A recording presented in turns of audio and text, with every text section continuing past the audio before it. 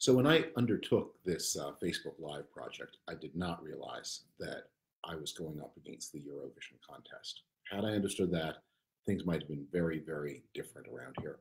So I'm conscious that I'm probably talking to, well, to nobody because everyone loves Eurovision. I did look to see whether I had some kind of sparkly jacket or something that I could wear in some faint hope of keeping even with the competition, but I don't even have that. So total amateur hour. I'm here on Saturday afternoon. Just recently finished watering the grass clothes. No song, no dance, no sparkles. But we do have some interesting news from the past week. So I'm going to talk about that. And then I will take questions. So forgive the weird eye movements. I'm going to be taking questions as they arrive on this phone. They will be forwarded here. But let me begin by talking about the recent events. Since the election of Donald Trump, it's been pretty obvious that his presidency was heading towards some kind of crisis. But I'll say that I have long been skeptical that this would become a constitutional crisis in the sense of an impeachment crisis anytime in his first term.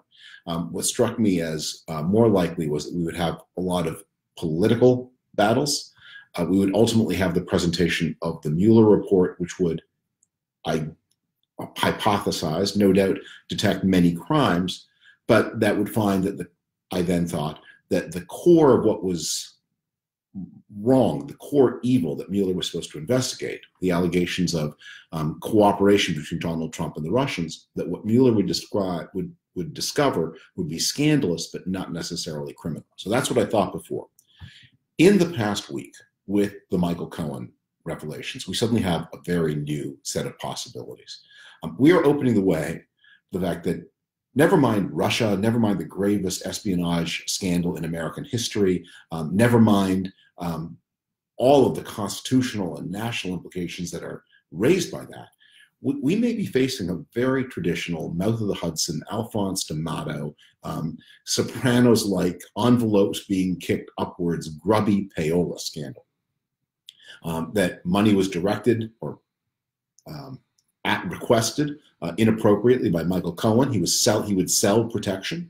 And then just the logic of the racket and the way the Trump organization works, we do not know that Michael Cohen shared any of that money with anybody else, and maybe he didn't.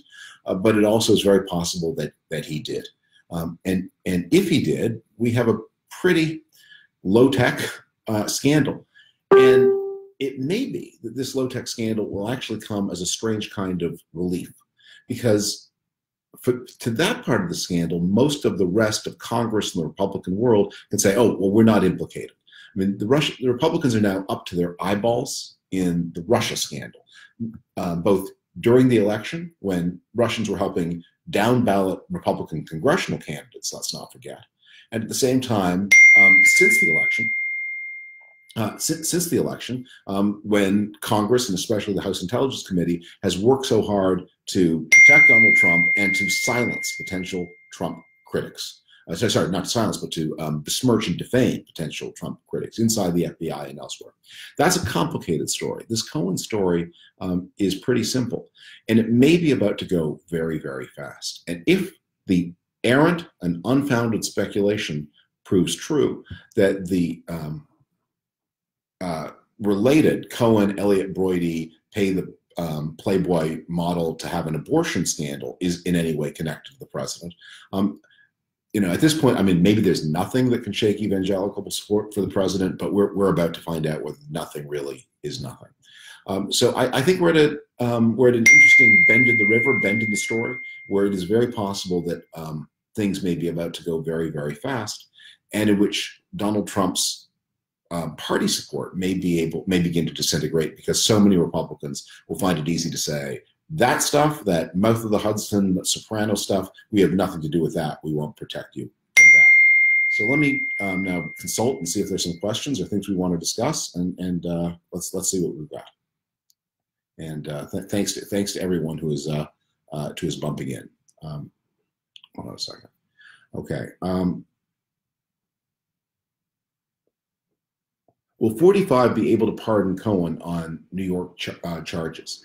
There's some technical legal matters here that I'm not going to pretend to understand. The rule, the general rule, is that presidents cannot pardon for state offenses. But in many states, there are also legal protections that say if you have been pardoned of a federal crime, the state cannot then find a state law to prosecute you for that same underlying fact pattern. And I don't know enough about New York to know whether their local laws do that. But in many states, there is, it's not exactly double jeopardy if you're charged under federal and then again under state law, but it's functional double jeopardy, and many states have laws against it. I just don't know enough about New York to know whether that is so. How is Michael Avenatti, somebody asked, getting all of these bombshells? It's unbelievable how accurate he's been. Well, it looks like somebody inside the government, probably inside the Treasury Department, is leaking Avenatti disclosure forms or suspicious activity reports. By the way, that is in no way to be condoned. In no way to be condoned. I'm sorry, I don't know how to make this. Let's turn this off so we don't get a buzzer. That is in no way to be condoned. These are sensitive documents. The government, and many things are suspicious that are in no way criminal. And we don't want the government to be leaking information that just to make private citizens look bad. On the other hand, I've written a lot about this. This is when you have this unique challenge, the government has unique responses. And there are people in the government who are as horrified as anybody as what's going on, maybe more horrified because they know about it. And some of them seem to be putting documents in the hands of Michael Avenatti. Can Democrats take the Senate? I think anything can happen, but here I'll give you a thought about the incentives facing those of us in the punditry business. If you ask your typical Washington pundit, and I don't do election predictions, because there's so many people who are so eager to do that kind of work and know more about it than I do. Right now, most of them would say probably the Democrats take the House. They get I think they need 24 seats. They might get 28. They might get 30, and 50-50 chance that Democrats will take the Senate. That would be the standard modal range of predictions. The reason the pundits make those predictions is because they are haunted by the memory of 2016, where Donald Trump and Republicans overperformed. It wasn't that the polls were wrong, but they performed at the top of the range of the polls. And then there were all these lucky bounces that translated the correctly polled 3 million vote deficit into an electoral college win. So I think a lot of people are chastened by that and are unwilling to, so they want to hedge their bets in favor of the people who won last time. But it is, when you look at the range of possibilities, I think it's at least as possible that the Democrats could win 50 seats in the House as they could win 20. And the Senate, in the face of that kind of wave, the Senate becomes very winnable, especially when you look at the troubles that many state Republicans are having at the same time for reasons independent of Trump. We saw the Virginia meltdown of the Republican Party. Look at what's happening in the state of Missouri. The activism seems to be showing up and down the ticket. Across the river from where I live in Northern Virginia, that they're having what looks like it's going to be the most contested election ever for Fairfax County Council. Not because anything so very dramatic is happening in Fairfax, Virginia, but just because the level of enthusiasm among Democrats has got people fighting for every office there is. I'll stand here.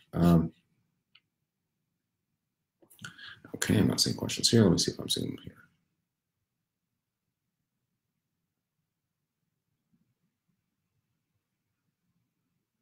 So some semi-literate person has sent the following. Here's 3 questions the Frum burger, which is a really quality bit of slang, will never answer. Why has he become so completely intractably in opposition to Trump?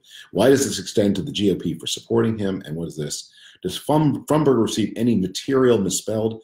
Receive has the I and the E go the other direction. Material benefit for pushing a Trump agenda. Well, those are easy questions to answer. Why has he become so completely and intractably opposition? I mean, I've written it. The reasons I have are the reasons I state. This is a person who is unfit for the office on ethical grounds, unfit, this is maybe the thing I care about most, on national security grounds. I entered politics as someone who was an advocate of a strong national defense, the American-led alliance system. When you have someone who is doing business with agents of a hostile foreign power, I find that displeasing. Many of my many of the people I know who have become Trump apologists used to think those things. They don't think them anymore, apparently. I still do. And why does this extend to the GOP for supporting him? Well, I'm annoyed at the GOP for supporting him. That's true. I would hope that any patriotic American, if they had good reason to believe that the President of the United States was enthralled to a foreign power, if they saw outright corruption and the sale of office, if they saw someone who's psychologically, morally, ethically unfit for the job, I would hope that they would put the defense of the constitutional system ahead of their party interests, especially if that person every day made attacks on the fundamental constitutional order. Do I receive any material benefit for pushing an anti-Trump agenda? It's pretty funny to be sitting here in the middle of the biggest tsunami of corrupt money flowing into Washington in the history of the American Republic, and to watch people making people in the Trump world making fortunes out of it, and then to be asked, I just have to say, I'm in it for the Georgetown cocktail parties myself, not for the money. What next? Thank you. I got a question here about the cultural appropriation article I wrote for The Atlantic. With this question, where is the line, and do you think outrage over things like this can actually have a negative effect on perception of Democrats? Let's separate those two questions. First, I think the line on everything is be a decent human being. If you are behaving in a way that you know is mocking and demeaning, don't do it. Don't dress up like somebody else in order to get a laugh at the expense of another person. Just don't do that. And that has for the same reason you wouldn't put on a fake hunchback, and that you wouldn't pretend to be disabled if you're not. It's mean. So don't do mean things. But the argument about cultural appropriation is that it is somehow wrong for people in one culture, and there's a whole question of what makes this a culture, to take material artifacts from another out of their cultural context and use them in new ways. And that's the whole history of civilization. I mean, I talked in the Atlantic article about the history of tea. So tea originates as a form of medicine, both a sort of physical medicine and also kind of spiritual medicine, and it originates in what is now southern China. And the northern Chinese people, for a long time, going back, to the period of the Han Empire, are using tea in the way that it is used by the peoples in the south who grew and picked it. But in the Tang period, which is just around the year 1000, just before, the northern China, the empires, which are always based in the north, or almost always so, begin to transform tea from a medicine into a form of recreation, something you drink for pleasure. And that's taking a material artifact, tea, which is surrounded by all kinds of ceremonies and customs, and putting it in a new cultural context. That doesn't strike me as wrong. That's just how things happen. That's how things change. And almost every material cultural artifact is the product of influences from somewhere else. Now, the argument that the cultural appropriation police will use is that it's very different from if a culture with power does this, as opposed to a culture that does not have power. But that strikes me as a principle, first, that nobody follows, because the Tang Chinese had a lot of power. The caliphs of early Islam, when they began appropriating so much from the cultures that they conquered, and especially Iran, they had tremendous power. What they really mean is that European societies with that kind of power should not take things, because they neither know nor care about power in any non-European context. But even there, it's if it's done in the spirit of spreading, changing, advancing civilization, then the power argument becomes kind of irrelevant, because this, in a way, is how formerly subject peoples come into the very heart of their new society. An example, I was reading the other day about the history of lasagna, which began probably as an invention of the ancient Greeks. Of course, they didn't have the tomatoes. Those come from the New World. That's another cultural exchange. The Romans develop a kind of lasagna pie using flattened noodles and fillings. goes to the Italians, who in Italian period, the tomatoes are added. But Greek culture flowed into Roman culture and through them and the Greeks were powerless through all of this, and yet we all recognize that we're in the debt of the Greeks.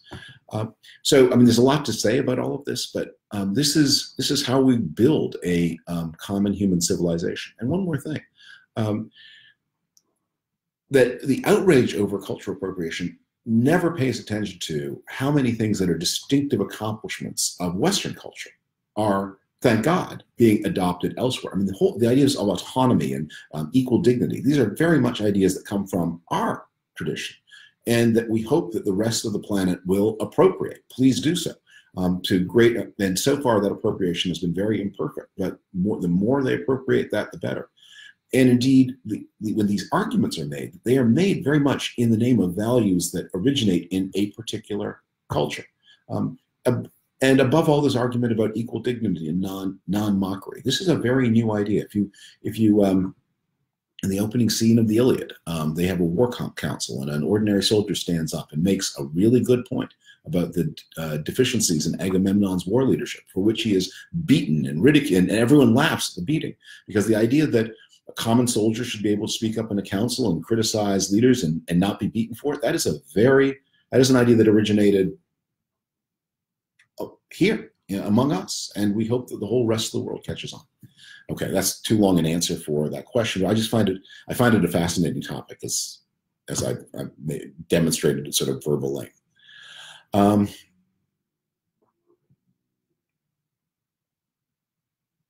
What do you think the actual reasons for exiting the Iran deal? Is it purposeful setting of the table for war, a distraction from Mueller, or simply, as has been said, solely an end to all things Obama?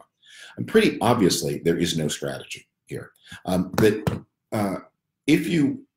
Applebaum wrote a great column about this today in the Washington Post. I wrote something in the Atlantic earlier in the week.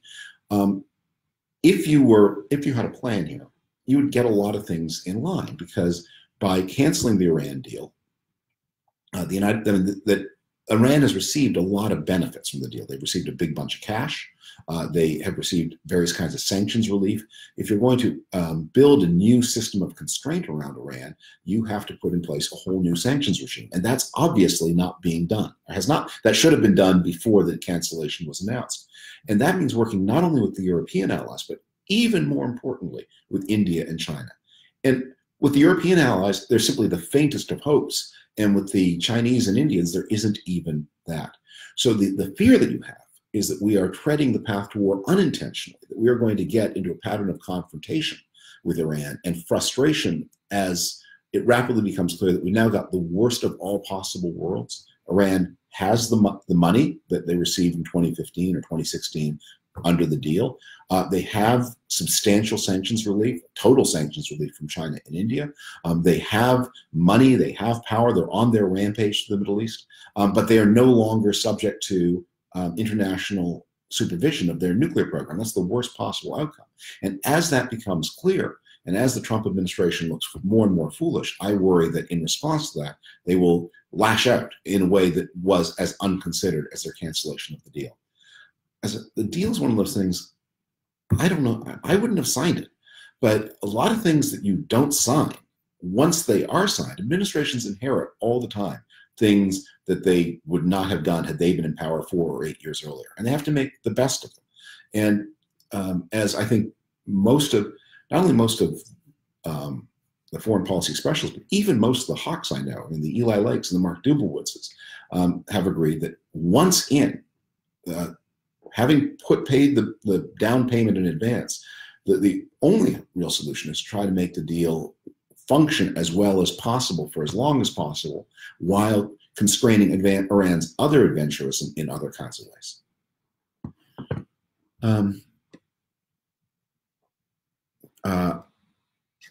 Let me see here. These are now coming in very fast, so I'm not going to do justice to all this. So I'm going to start at the bottom here, work up. 3 of your favorite books on the shelves behind you. What an interesting thing. So books in this house are organized alphabetical by author, with nonfiction in one set of rooms and fiction in another set of rooms. And we recently did some work here and added some bookshelves. And my wife then imposed a policy. She gave me some extra shelving and then said, that's it. No net acquisition of books going forward. So every time I decide to keep a book, I get a lot of books in. I have to be very tough about deciding what to keep and if I want to keep anything. That means deacquisition. But what's here that's good? Over there, the brown books, those are the collected works of Alexander Hamilton, who's always been, even before the musical, was the founding father who most inspired me.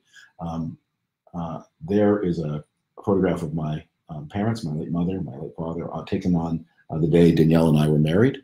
There's, probably can't see that. That's a picture of the two of us on our wedding day. And over that shoulder is the postage stamp the government of Canada issued in memory of my late mother. What else do I see up here that I like?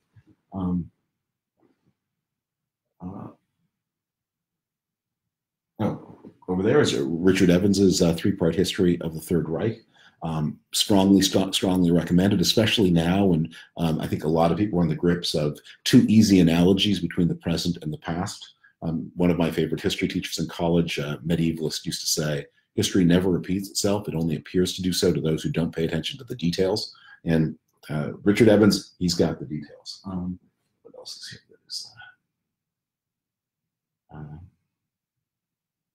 Up there, you can't see it, are the volumes of Robert Caro. I'm probably the only person alive who doesn't think that Robert Caro is too long, but I don't think he's too long. Fiction is in another room, and we start at the top. And because I've got one set of bookshelves still to come, authors H through M are in the basement still awaiting that last bookshelf, which means that Friedrich Hayek is there with Kitty Kelly. Why not get a Kindle or iPad for practically infinite book storage? Well, I do have a Kindle. I've decided I don't like reading on it. Where's it? Reading it. But actually, what I've decided to do for that, I realize Amazon is infinite book storage. I mean, if you need, I've had a case where I've disposed of books and needed them again, and guess what? You can have them again in 48 hours. And so, in fact, one of the things that we're all forced to think about if we love books is why do we store them at all? And so that's a difficult question. I tend to keep them not both on some kind of complex internal calculation of both the intrinsic importance of the book, the likelihood I'm going to see it again, and whether it played any kind of special role in my life.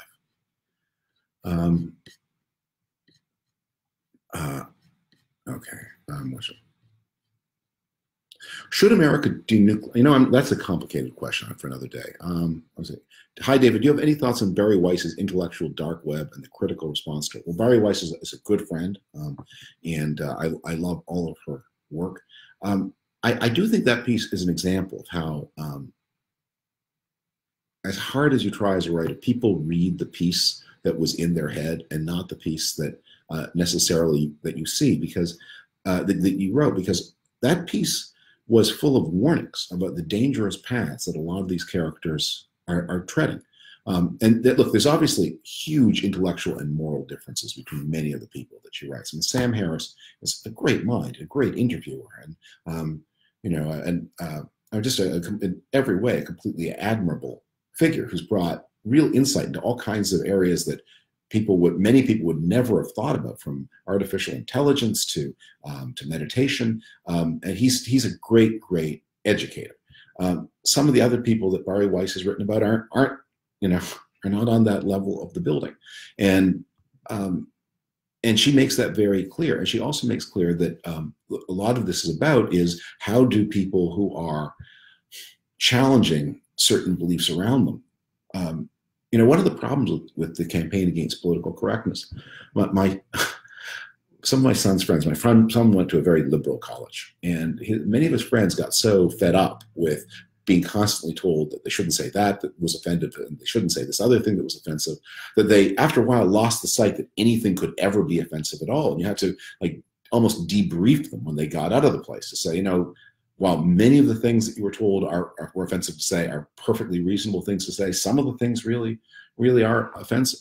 And I think one of the things that goes on with the so-called dark web is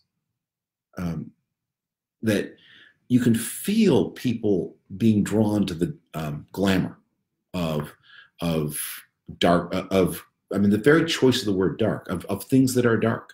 There's something kind of exciting about it. People want to be transgressive. And, you know, it's, I think one of the things that the internet offers and social media offers, that many of the most useful forms of knowledge creation are extremely difficult to do. You want to make a contribution to the improvement of human health. You want to make an advance in economic understanding, or explore astronomy. That takes, you know, tremendous application, resources, and hard work. And one of the things, when you have a culture that then becomes very politically sensitive, you can achieve as much or more notoriety in the intellectual world by simply saying, well, why don't we punch babies in the face? And you can become the punch the baby in the face guy. And that doesn't take nearly as much work as it does to make some tiny little step in the treatment of cancer. And that's a temptation for a lot of people. And I don't think it's simply a right of center phenomenon. I think you see a lot of people in all kinds of political worlds being drawn to shock value. And hey, I've done it. I'm not immune to it. Maybe I'm just older now and I'm more skeptical of it. But in my early days, it sometimes was fun just to say shocking things in order to watch people be shocked.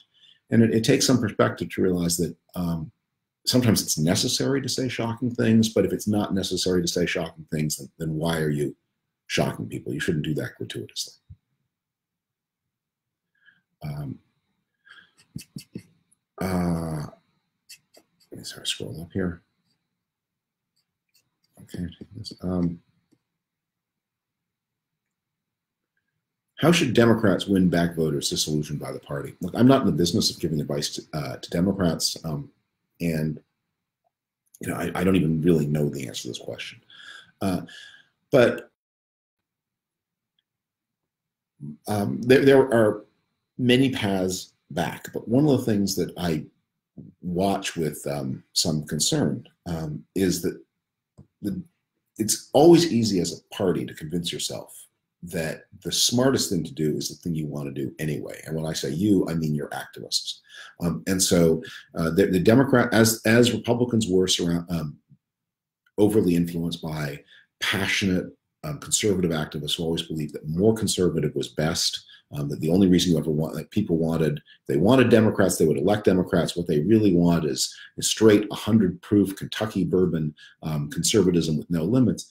That has done tremendous harm to the Republican Party over the years. And when the lucky bounce of the Trump election, should it unbounce, as I think it probably will, the Republicans are going to have to confront the structural weakness of their party. Now, the Democrats there are fewer progressives in America than there are ideological conservatives.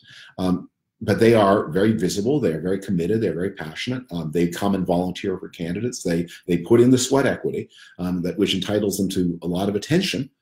But it doesn't mean they're always right. And remember, if Hillary Clinton had done a little bit better with married suburban women in the upper Midwest, especially those who attended Catholic church, she would have been president. And that was the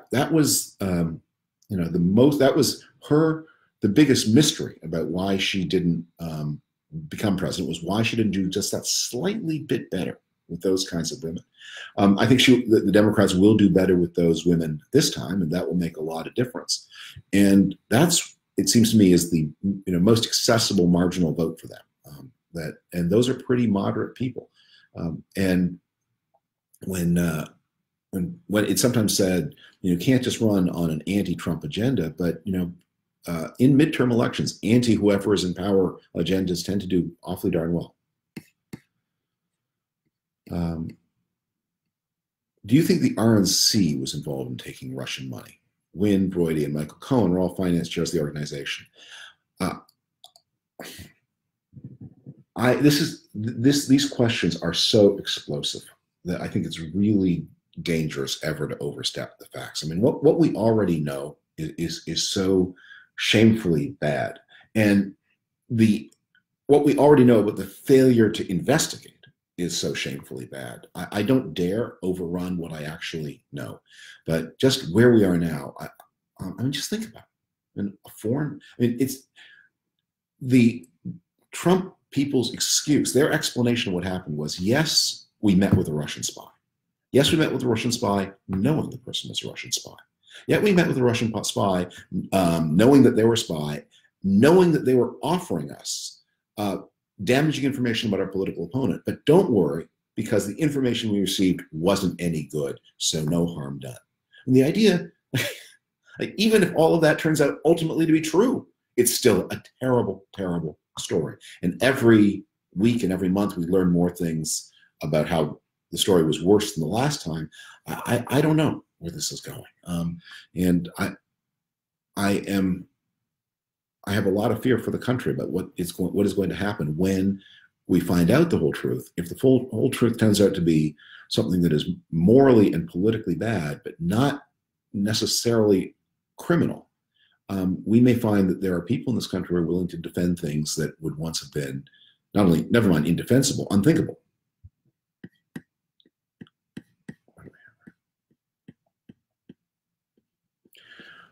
Are there different types of populism? Is populism ever a good thing?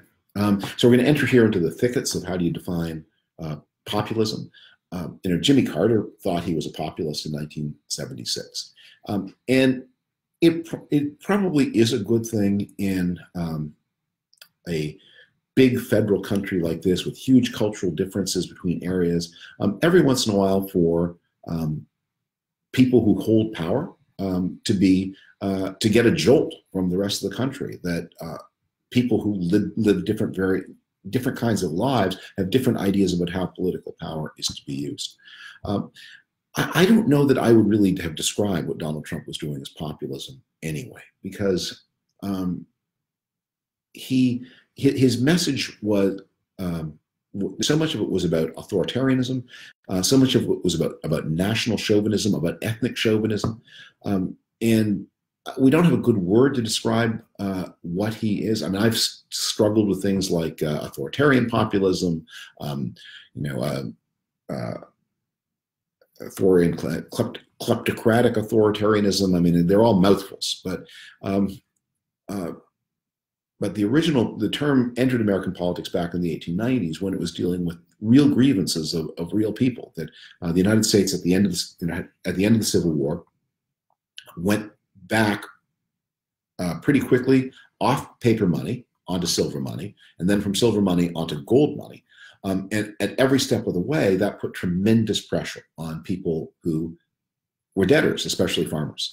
And it ran a financial policy very much in the interest of creditors and very little attention to the interests of debtors.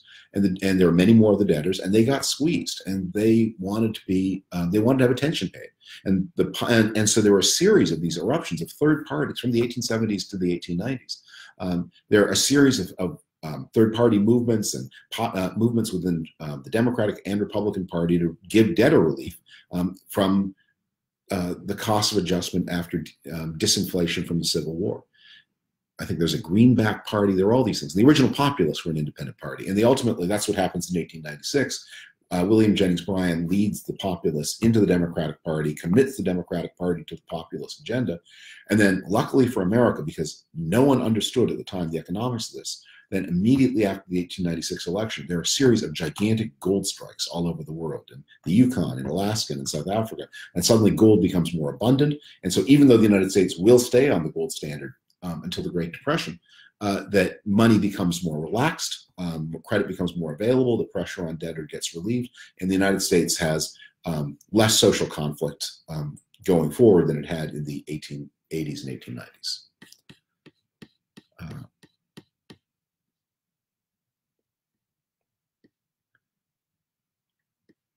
I'm sorry.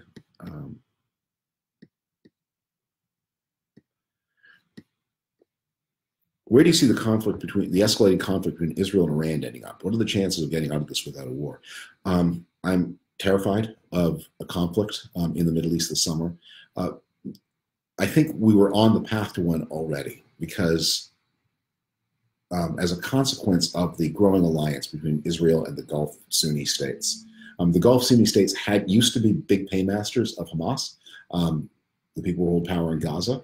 And they've been putting pressure on Hamas, cutting off their money, making life more uncomfortable for them. And we've had this escalating series of protests on the Israeli border by Hamas figures trying to remind the world, and especially their former friends in the Persian Gulf, hey, we're still here. We can make trouble. Pay attention to us.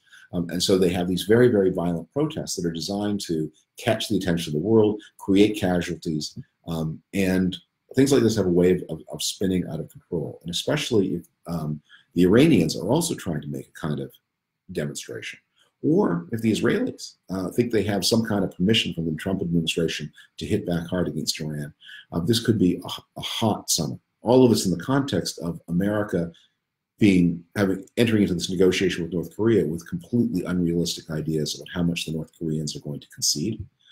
We have a lot of scary possibilities ahead. Okay. Oh, how does Canada? Okay, good. Time we have a Canadian question. How does Canada manage the relationship? For those of you who are Canadian who are watching this, your embassy here has been doing quite a good job. I'm happy to tell you. And the way their basic strategy has been to play for time, to understand that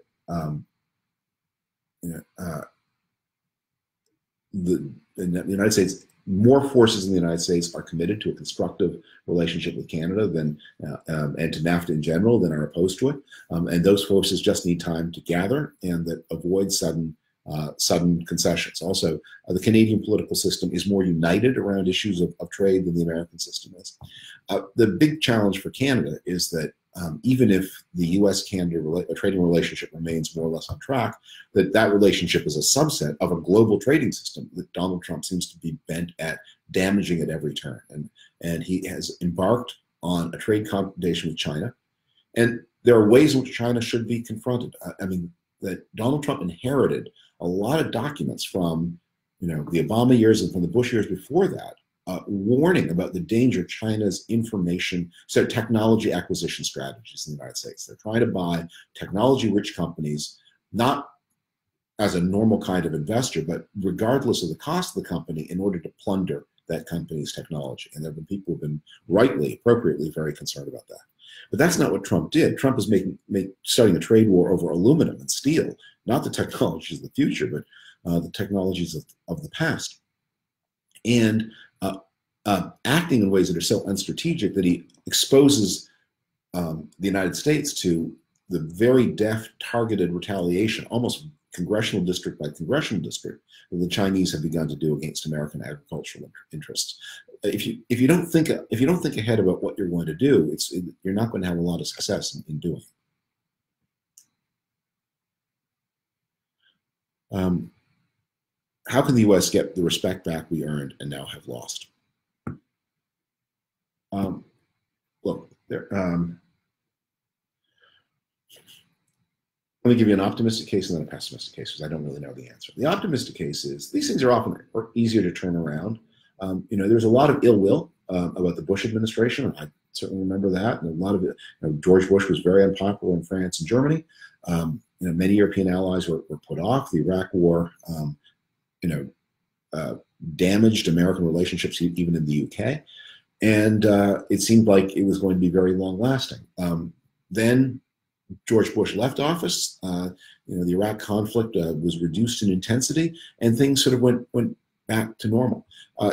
One forgets this now, but the Snowden revelations in 2013, America's approval ratings in Germany during the second Obama term tumbled to levels almost as low as during the Iraq War over the Snowden revelations. I hope the Germans feel appropriately sheepish about that now and realize that they got played by the Russians on that one. But time passes, things go back to normal. The reasons we're all friends together are so compelling. But here's what I do worry about. I mean, the Trump it's not just as with Bush in Iraq, where we had a foreign policy decision that they hated, or the Snowden, where it looked like we had behaved disrespectfully to their political leaders, and this has turned out not to be a true story, or not true as it was originally broadcast, much exaggerated, but that we were spying on Angela Merkel's cell phone. Trump makes people wonder what the United States can do in future. I mean, because here Trump is not just doing something the Europeans don't like; he's directly attacking the U.S.-Europe relationship. He doesn't want to have friends and allies. And he is creating so many crises all at the same time that he may change the way, maybe that if the United States elects somebody that our friends like better in 2020, that some of that will return. But he's opened possibilities that no one will ever be able to forget. And especially he's demonstrated that there is something like well over a third of the country that is prepared to go pretty far down the road toward authoritarian chauvinist politics. I'm sorry.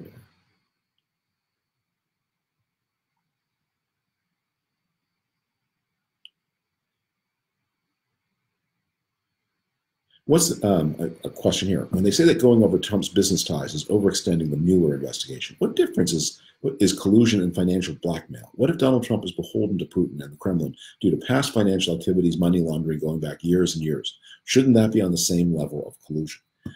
That's a powerful question. And I mean, there is this question: why was the Kremlin so eager to help Donald Trump of all people? Why did they take such extraordinary risks? I mean, think of what they did.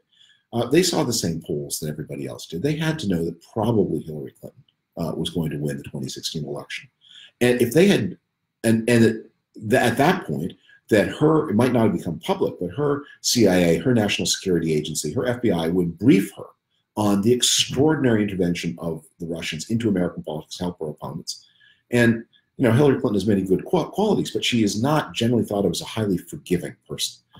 How audacious of the Russians to do that and to run that risk. In the United States, this is not the Soviet times anymore. The power imbalance between the United States and Russia is very extreme if the United States chooses to exert that power. They took that risk. They must have had very powerful reasons to want to do that, both in their dislike of Hillary Clinton, but they really dislike her so much more than they disliked Obama, and their positive attraction to Donald Trump. There must have been something very strong that compelled them or inspired them to take what looks like just a lunatic risk.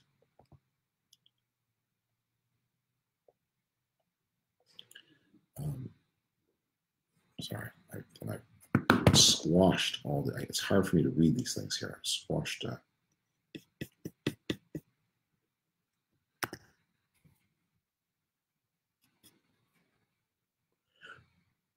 Here's it.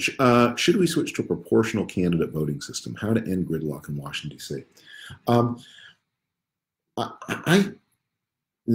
There are many things to say about the way the American system works, but it is worth remembering that we have seen Trump-like characters appear both in the American presidential system, both in the French mixed presidential parliamentary system, and in the pure parliamentary systems of Italy and the Netherlands.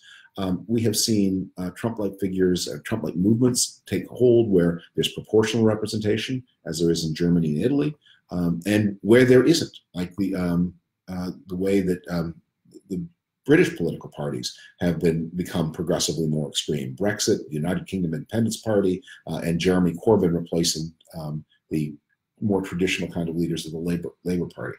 So while you can tinker, and there are various suggestions I have about how to tinker with the way the American political system functions, I don't think that you can explain what has happened to us by means of the defects in the voting system. Certainly, the way the voting system works means that Donald Trump has had more impact on the United States than, say, Geert Wilders has in the Netherlands. And that, Wilders is the second biggest party, but because that means he's got, what, 16, 18% of the seats in the Dutch parliament, and they can build a government around him. Donald Trump probably has the enthusiastic support of 16 or 18% of the country too, but that's enough to take over the Republican Party, which in turn is enough to make you president and acquire all of the enormous powers of the presidency. But as I think about the kinds of reforms we're going to need post-Trump, I think I see reforms to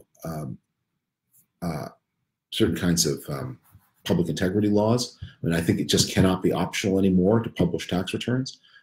My pet reform is that on the day a person, whether a candidate or not, on the day that a person accepts Social Security, Secret Service protection, and that's true whether you're the president, the vice president, a nominee for president, nominee for vice president, the spouse or child of one of those people, and senior White House aides. On the day you take that protection, your income tax returns shall be published by the Secretary of the Treasury, dating back for a certain period, 2 years, 3. I'm agnostic on that point, because clearly we are much more vulnerable to familial personal corruption than we had ever believed we were. And the honor system that has been largely in place since the last round of reforms, we trust people to do self-reporting. That's maybe just not sufficient anymore. That's the kind of reform I think we're going to need. And I think we need some kinds of social reforms to address the alienation that so many Americans feel. I mean, to put it crudely, my formula for rebuilding America after Trump is that the United States is going to need a thicker social insurance system, less immigration, more attention to public integrity, and what I'm on the lookout for, what I'm especially interested in, are changes that will make Congress and the president more truly separate than they've been. I mean, I think one of the things that has enabled Donald Trump is, unlike Jimmy Carter, who faced a Democratic Congress for all 4 years of his presidency, unlike Bill Clinton, who faced a Democratic Congress for 2, and both Carter and Clinton found those Congresses balky, that Trump has faced a Congress that thinks it's a Republican Congress more than it is a Republican Congress, and has been much more concerned about the interests of the Republican Party than about the institutional prerogatives of Congress. And that's something that that we always assumed would not happen, that Congress would act like Congress. In the Trump years, Congress has really not acted like Congress.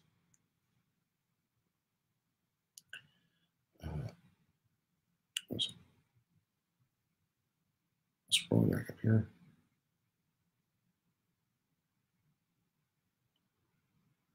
Do I think that North Korea will de-nuke, or is it about entering the free market to assist South Korea?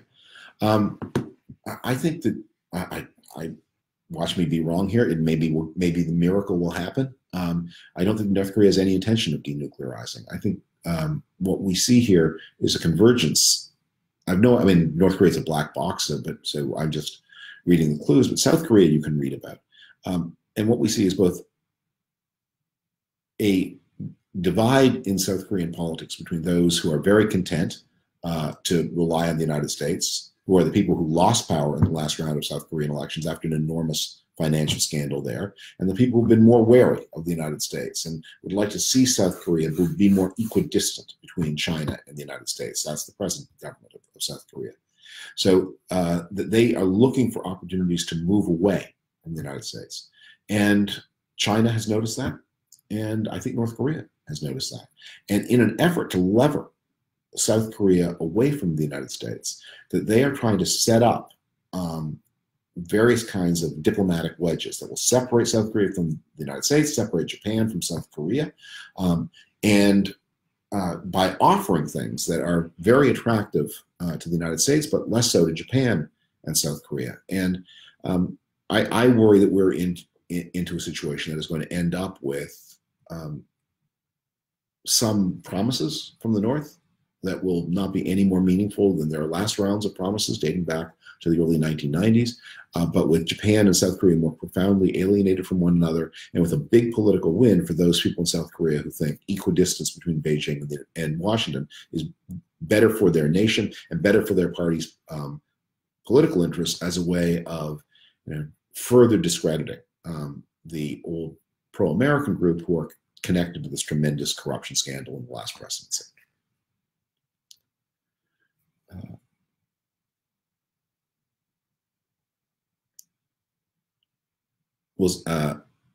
Someone asked, Michael Avenatti seems to have brought the legitimate bribery, aka lobbying, to the forefront. Will Citizens United ever be overturned? This is a complex set of questions. Citizens United may be overturned. I mean, it has had consequences that are precisely what the court said would not happen, has happened. I don't know, however. It's hard for me to imagine, once the question is raised, I mean, corporations, as Mitt Romney said, corporations are people. Corporations have been people in law for hundreds of years. Corporations have many of the rights of people. They have the right not to have their property taken from them arbitrarily. They have due process rights. So how do we distinguish which of the rights of people corporations have and which do they not have? That's a complicated thing, certainly for a lawyer to decide, because a lawyer needs some kind of legal basis for separating why are free speech rights different from due process rights. And anyway, I don't know that Citizens United is why, at least at the federal level, we're in the jam we're in. Remember that the kind of money that Citizens United empowered flowed against Donald Trump. It went to Jeb Bush. Donald Trump was the true small donor candidate. And he's reminded that small donors are not always wise donors. It is true that what Cohen was doing is about as dirty a form of lobbying as we've ever seen. Lobbying is a regulated activity. There are rules that govern it. You're supposed to disclose yourself as a lobbyist. Lobbying also is something that is protected by the Constitution. People have the right to redress for grievances. And frankly, lobbying can often be a very good thing. That the government is designing some big, complicated statute without fully understanding all of its implications for everybody. It's a good thing to hear from the various groups who, you haven't considered how this will affect the macadamia growers. You haven't considered how this will affect, interstate diffusion of hydroelectric power. That there are groups out there that have knowledge.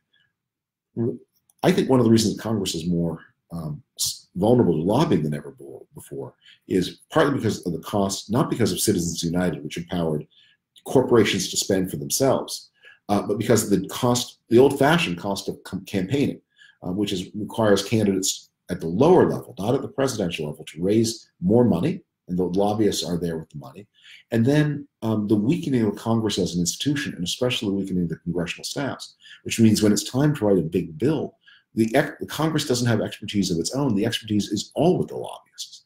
And so what Congresses tend to do, Democrat and Republican alike, is to turn to lobbyists they like and trust and say, okay, you tell us what the bill should say.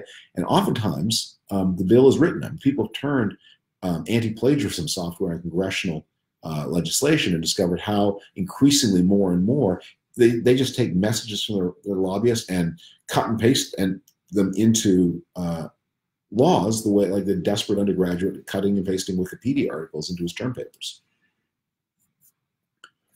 All right, let's see here.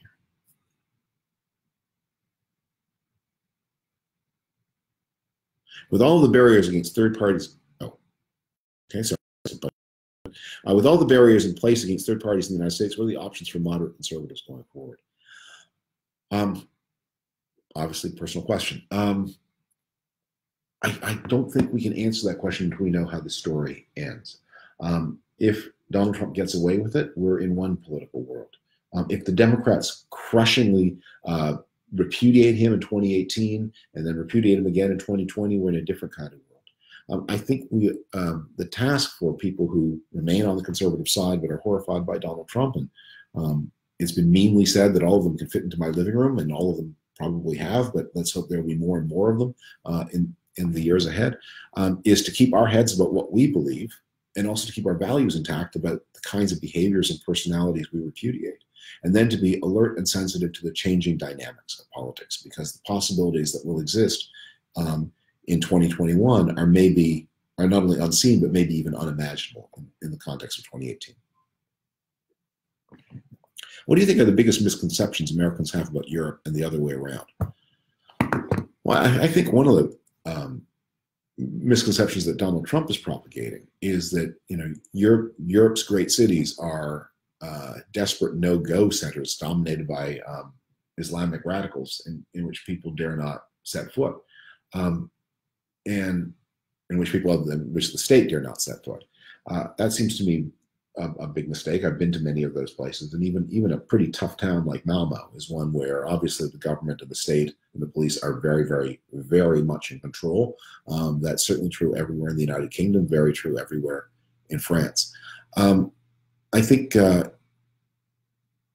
we probably don't tend to understand how the divisions between Northern and Southern Europe, and how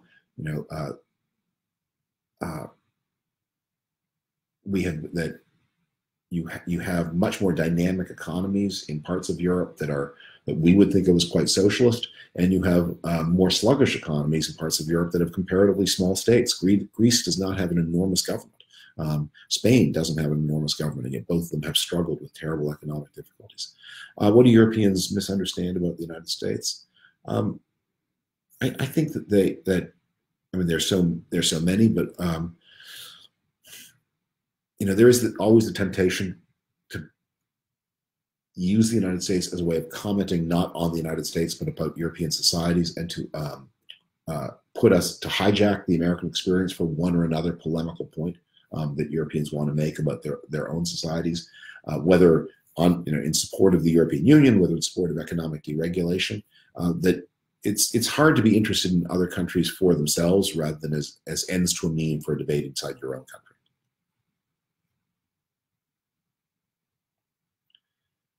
Okay, sorry, I'm going to. Also realizing I'm just about out of time. Last question, and then we'll stop here. Do you think American democracy needs a radical reworking? Is merely supporting institutions enough to solve the problems in our current political environment? Should we reform our government? I,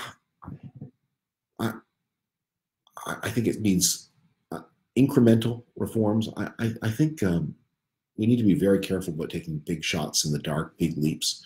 I think it is worth thinking about the ways we need to act to make government cleaner, and to address the social divides in the United States. But the idea that we're going to achieve, the idea of sort of revising fundamental architecture of the Constitution, even if it's not the way you would have designed it yourself had you been around and been asked in 1787, I don't think that's very realistic. I think I just believe that the most incremental change is the best change. And in the American system anyway, usually the only possible change is the incremental change. Thank you, everybody, for taking time out of your Eurovision watching to join me. It's been a pleasure to talk to all of you, and I'm honored to do it, and I really thank you for your attention. This will be posted to YouTube in its entirety very shortly, so those who did watch Eurovision will be able to microwave microwave the dish and enjoy it secondhand. Thanks very much. Bye-bye.